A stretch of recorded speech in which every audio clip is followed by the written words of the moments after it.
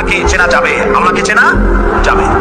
আল্লাহ রাব্বুল আলামিন বলছেন, আল্লাহু লা ইলাহা ইল্লা হুয়াল হাইয়ুল কাইয়্যুম। আল্লাহ হচ্ছেন তিনি, যিনি ছাড়া কোনো ইলাহ নাই, মাবুদ নাই, উপাস্য নাই। সুবহানাল্লাহ। এখন আল্লাহর যদি প্রথম একটা অক্ষর আলিফ ছেড়ে দেওয়া হয়, তাহলে থাকবে কি? লিল্লাহ। এই লিল্লাহ দিয়েও কেউ যদি আল্লাহর পরিচয় পেতে চায় তাহলে পেয়ে যাবে। শুধু লিল্লাহ দিয়েও আল্লাহকে চেনার ব্যবস্থা করেছেন। লিল্লাহি মা ফিস সামাওয়াতি ওয়া মা ফিল আরদ।